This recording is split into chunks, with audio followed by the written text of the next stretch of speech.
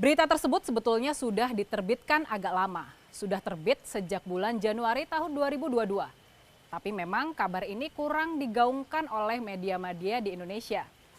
Berita tersebut diterbitkan oleh sebuah media Israel, yakni The Jerusalem Post. Alamat situsnya jpost.com. Buat lebih memahami konteks dari berita penting ini, kita harus bahas dulu soal The Jerusalem Post-nya. Media ini adalah surat kabar berbahasa Inggris tertua di Israel. Media ini didirikan oleh seorang laki-laki Yahudi bernama Gerson Agron pada tahun 1932 dengan nama The Palestine Post. Nama tersebut bertahan sampai dengan tahun 1950 dan kemudian diganti menjadi The Jerusalem Post. Sampai sekarang media ini bisa dianggap sebagai media berbahasa Inggris paling berpengaruh di Israel. Jadi The Jerusalem Post ini bukan media kaleng-kaleng ya. Nah, tanggal 11 Januari tahun 2022, The Jerusalem Post menerbitkan sebuah artikel dengan judul How Agriculture Led Indonesia's Defense Minister to Talk Normalization with Israel. Kalau dalam bahasa Indonesianya, maksudnya kurang lebih adalah bagaimana kerjasama pertanian membuat Menteri Pertahanan Indonesia menjajaki normalisasi hubungan antara Indonesia dengan Israel. Penulis artikel ini adalah seorang wartawan bernama Lahav Harkov dan Menteri Pertahanan Indonesia yang dimaksud dalam artikel tersebut adalah Prabowo Subianto. Eyang Prabowo Subianto. Kalau diterjemahkan, dua paragraf pertama artikel tersebut berbunyi kurang lebih seperti ini. Kerjasama pertanian telah memainkan peran besar dalam mendekatkan hubungan di antara Israel dan Indonesia baru-baru ini. Menteri Pertahanan Indonesia, Prabowo Subianto, memimpin upaya tersebut dari Jakarta. Serangkaian pertemuan, pernyataan, dan laporan dalam beberapa bulan terakhir di tahun 2021 menunjukkan kalau Israel dan Indonesia, negara dengan populasi muslim terbesar di dunia, semakin dekat.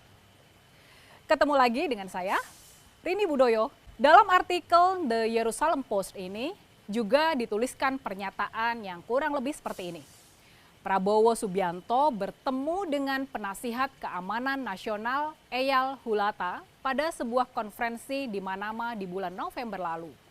Dia juga terlihat berbicara dengan kuasa usaha Israel di Bahrain, Itai Takner, pada acara yang sama. Setelah foto pertemuan tersebut muncul di media, pihak Prabowo Subianto mengeluarkan pernyataan yang menyatakan bahwa dirinya tidak dilarang berbicara dengan pejabat Israel jika hal tersebut demi kepentingan nasional. Masih menurut The Jerusalem Post, Eyang Prabowo sebetulnya sudah menjalin kerjasama dengan Israel sejak beberapa bulan sebelumnya dalam bidang pertanian dan ketahanan pangan. Samuel Friedman, seorang konsultan pertanian Israel, dia ini pengusaha dan juga penasihat senior dari mantan Menteri Pertahanan Yair Shamir. Dia ternyata sudah berkolaborasi dengan Pusat Penelitian dan Pengembangan Pertanian di Indonesia. Salah satu mitranya di Indonesia adalah Eyang Prabowo. Friedman dikutip berkata seperti ini, bagi suatu negara, ketahanan pangan tidak kalah penting dibandingkan keamanan. Pak Prabowo sepenuhnya setuju dengan saya tentang hal ini. Friedman juga berkata, kalau dia tahu ada pembicaraan tentang normalisasi hubungan antara Israel dan Indonesia, tapi dia tidak terlibat dalam urusan politiknya. Nah, sekarang gimana tanggapan kalian setelah tahu isi dari pemberitaan media Israel ini? Apa pendapat kalian tentang Eyang Prabowo? Pastinya nih, kita semua setuju kalau Eyang Prabowo harus menjelaskan sikap dia yang sebenarnya soal masalah Israel dan Palestina ini. Apakah kalau dia ternyata bisa menjadi presiden kelak, apakah Indonesia benar-benar bakal membuka hubungan diplomatik dengan Israel? Apakah kita bakal punya kedutaan besar di Israel? Waktu ditanya para wartawan soal apakah dia sebagai Menteri Pertahanan bakal ikut memboikot produk-produk Israel? Ini mengingat militer kita menggunakan beberapa produk berlisensi Israel. Eyang Prabowo tampak menghindar memberikan jawaban yang tegas. Dia mengacu ke pernyataan Presiden Jokowi kalau perjuangan Indonesia sudah jelas.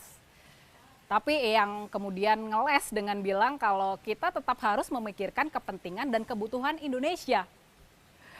Kalau kalian mau lihat pernyataan Eyang Prabowo soal hal ini, tonton video ini sampai akhir deh. Jadi gimana sebetulnya sikap Eyang Prabowo soal isu Israel dan Palestina ini?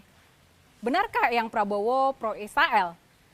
Kalau menurut The Jerusalem Post, mereka menjelaskannya seperti ini. Eyang Prabowo sudah mengumumkan di bulan Oktober tahun 2021 soal rencananya buat mencalonkan diri sebagai calon presiden di Pilpres tahun 2024. Nah, terkait dengan hal ini, sama seperti banyak pemimpin negara-negara Arab dan Muslim lainnya yang berupaya buat bisa membuka hubungan dengan Israel, Eyang Prabowo juga memandang sikap terhadap Israel sebagai bagian penting dalam menjalin hubungan yang lebih baik dengan Amerika Serikat. Oke, itulah tadi hasil liputan salah satu media ternama di Israel, yakni The Jerusalem Post. Soal peran Eyang Prabowo dalam pembicaraan soal pembukaan hubungan diplomatik di antara Indonesia dan Israel. Nah, pertanyaannya sekarang, ini pertanyaan pentingnya. Pertanyaannya, apakah kalau memang benar manuver Eyang Prabowo ini sudah atas sepengetahuan dan persetujuan dari Presiden Jokowi? Nah, gimana menurut kalian?